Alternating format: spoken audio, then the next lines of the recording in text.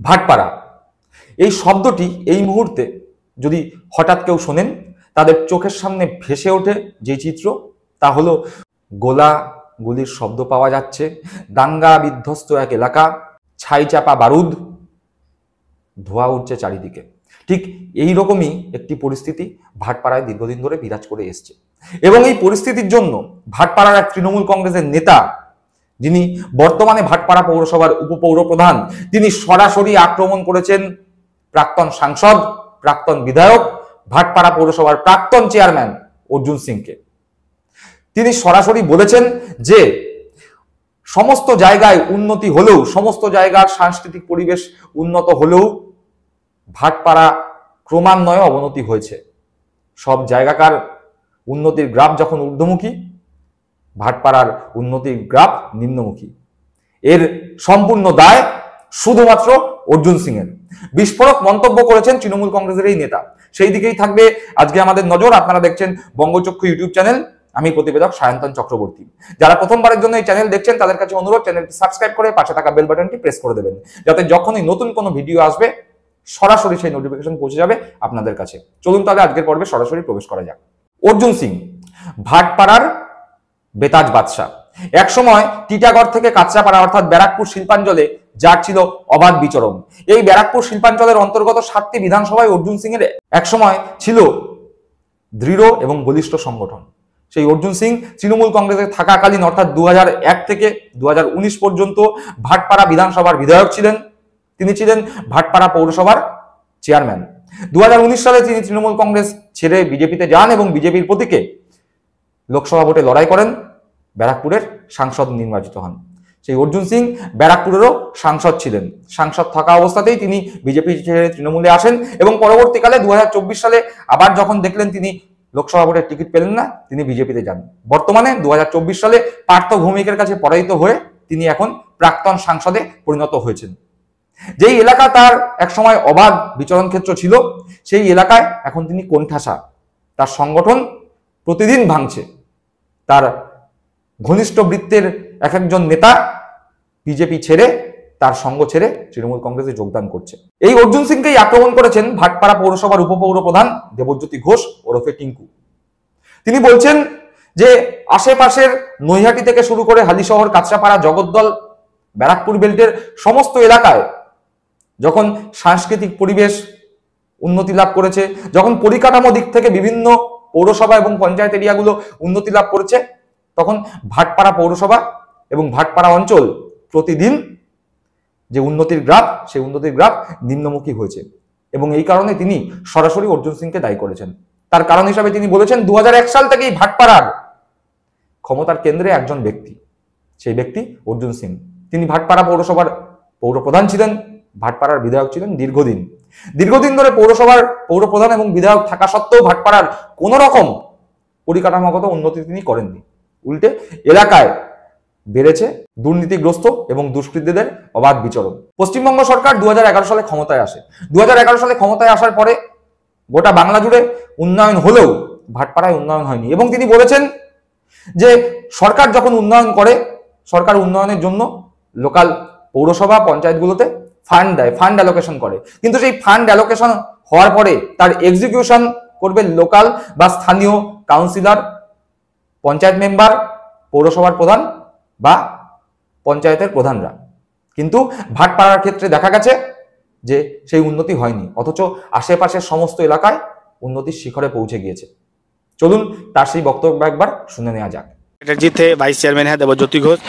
টিঙ্কুদা, আজকে স্বর্গীয় ধরমপাল গুপ্তার স্মৃতিতে একটা ক্রিকেট সাংসদ এসছে, কি বার্তা দিবেন? ভালো, যে খুব সাফল্যের সঙ্গে এই প্রোগ্রামটা করছে। আমরা উদ্বোধনেও এসেছিলাম। আজকের ফাইনাল খেলা, খুব সুন্দর পরিবেশ। এর আলাদা একটা তাৎপর্য আছে আমাদের ভাটপাড়ার ক্ষেত্রে। ভাটপাড়া এই কালচারটা চলে গিয়েছিল টোটালি। তারা আপনারা নিশ্চয়ই আপনারাও অবগত আছেন, 2019-এর পর দিয়ে ভাটপাড়ায় যে পরিমাণে একটা দাঙ্গা পরিস্থিতি বলুন, বিভিন্ন একটা ল অ্যান্ড অর্ডার সমস্যা হয়েছিল, সেখান থেকে আজকে স্বাভাবিক অবস্থাকে পিছনে ফেলে দিয়ে আমরা উন্নয়নের দিকে এগিয়ে যাচ্ছি। ঠিক পরিবেশের মধ্যে এই খেলাধুলার যে মানসিকতা, মানুষের মধ্যে যে পরিবেশ ফিরে এসছে, এটা বিরাট বড় ব্যাপার ভাটপাড়ার ক্ষেত্রে। খুব ভালো, আমরা খুব হ্যাপি। ভাটপাড়ায় প্রচুর উন্নয়ন হয়েছে, পাশের বিধানসভা নৈহাটি বিধানসভা একটা স্টেডিয়াম নৈহাটি বিধানসভার মানুষ পেয়ে গেছে। ভাটপাড়ার মানুষ কি আশা করতে পারে যে ভবিষ্যতে তারাও এইরকম কোনো স্টেডিয়াম? দেখুন, নৈহাটিতে যে উন্নয়ন হচ্ছে এটা কোনো শত্রুও অস্বীকার করতে পারবে না।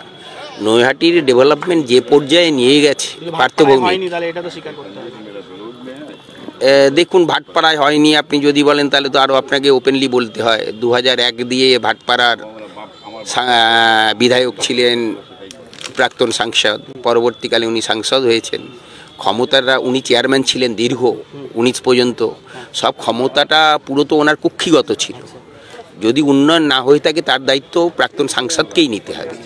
আপনি বললেন বলে বললাম, এই পরিবেশে আমি এই কথাটা বলতে চাইনি, কিন্তু যেটা তাৎপর্য, যেটা যদি নৈহাটির যে উন্নয়নের কথা বলছেন, মাননীয় সাংসদ বিধায়ক থাকাকালীন এবং বর্তমানেও নৈহাটির উন্নয়ন যে পর্যায়ে নিয়ে গেছে সেটা কোনো শত্রুপক্ষ স্বীকার করতে বাধ্য হবে, অস্বীকার করতে পারবে না। 2011 সাল থেকে কারেন্ট 2025 তৃণমূলেরই সরকার ছিল, বিধায়ক আমি বলছি অবশ্যই তৃণমূলের সরকার ছিল, নাহলে লক্ষ্মীর ভান্ডার প্রজেক্টটা তো তৃণমূল সরকারই নিয়ে এসছে, রূপশ্রী প্রকল্পটা তৃণমূল সরকারেরই প্রকল্প, এই যে কন্যাশ্রী তৃণমূল সরকারেরই প্রকল্প। এক্সিকিউশন তো মিউনিসিপ্যালিটি, এই যে উন্নয়নটা রাজ্য সরকার টাকা দেবে, এক্সিকিউট কে করবে? লোকাল বডিকে, মিউনিসিপ্যালিটি আর এমএলএ আর এমপি, তাই না? এই পুরো জায়গাটায় যে ক্ষমতাটা কেন্দ্রীভূত ছিল প্রাক্তন সাংসদকে কেন্দ্র করে। যদি আজকের ভাটপাড়ার কোনো উন্নয়ন না হয়ে থাকে সে তার দায়িত্ব অস্বীকার করতে পারবে না। কাজ করেননি? অবশ্যই করেনি। ভাটপাড়া আমি এই আবার আরেকটা প্রশ্ন আপনি ছুড়ে দিলেন, যদি এতদিন 2001 দিয়ে এমএলএ এবং পরবর্তীকালে সাংসদ থাকাকালীন এতদিন ক্ষমতা এনজয় করার পর একটা স্মারক যদি দেখাতে পারে যে আমি বিধায়ক এবং এমপি থাকা অবস্থায় কিংবা দীর্ঘদিন চেয়ারম্যান থাকা অবস্থায় এই কাজটা করে গেছি ভাটপাড়ার জন্য, একটা স্মারক দেখাতে পারবে না। হয়ে দাঁড়াজ আপনি নৈহাটির দিকে তাকান, আর যে পার্থভূমি লাউডলি বলতে পারবে যে আমি স্টেডিয়াম করেছি, আমি ফার্স্ট টার্মিনাস করেছি, আমি অরবিন্দ রোডের সংস্কার করেছি, কত বড় বড় কাজ করেছি। তাহলে এই কথাগুলো অর্জুন সিং যখন বিজেপিতে চলে গেছেন বা এখন তিনি কোনো পদে নেন তখন কেন মনে পড়ছে? 2011 সাল থেকে তো তিনি কোনো কাজ করেনি, তখন কেন? এবার বলছি আপনাকে, আমার দলে থাকাকালীন দুর্ভাগ্য, যদি ওনার বিরোধিতা করতাম তাহলে আমার নিজের মাথায় থুতু পড়তো, করতে পারিনি তো, যেহেতু উনি আমি দলে আমার শরিক ছিল। হ্যাঁ, না না, প্রজেক্টে আবার কি বললাম, অর্জুন সিং ফেইলিওর, সরকার না, তাহলে লক্ষ্মী কার দলে ছিল? আমার দলে ছিল তো, সেই জন্য বিরোধিতা বলছি তো, আমরা বিরোধিতা করতে পারিনি, তাহলে আমার থুতুটা আমার মুখে আসতো। কিন্তু এখন বলতে দল কোনো ডিসিশন নাইনি, মানে হ্যাঁ কিছু করতে পারি, দল ওনাকে রেখে দল ওনাকে ক্ষমতার কেন্দ্রে রেখে দল ভুল করেছে, বলছি তো, দল ভুল করেছে। হ্যাঁ, কিন্তু যে প্রকল্প যে জায়গায় থাকাকালীন পার্থভূমি নৈহাটিকে উন্নয়নের যে শিখরে পৌঁছে দিতে পেরেছে, একের পর এক নৈহাটি ডেভেলপমেন্টের জন্য সংস্কার করতে পেরেছে, অর্জুন সিং তার 0.1% করতে পারেনি। ব্যর্থতার দায় ব্যক্তি অর্জুন সিংকেই নিতে হবে। কেন? ক্ষমতার কেন্দ্রে অর্জুন সিং ব্যক্তি অর্জুন সিং ছিল, দায়িত্ব অস্বীকার করতে উনি পারবেন না। MLA MP Bhatpara municipality chairman এইগুলো এই ক্ষমতা ভোগ করে আজকের ভাটপাড়ার এই অবস্থা, উনি দায়িত্ব অস্বীকার করতে পারে না। ঠিক আছে, অনেক ধন্যবাদ। শুনলাম তার সেই বক্তব্য।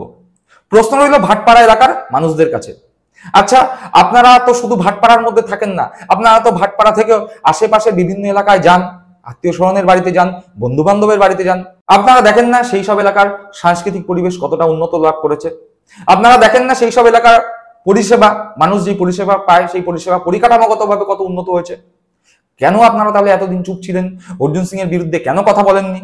সেই সব এলাকাগুলোতেও তো তৃণমূল কংগ্রেস ক্ষমতায় ছিল, আবার ভাটপাড়াতেও তৃণমূল কংগ্রেস ক্ষমতায় ছিল।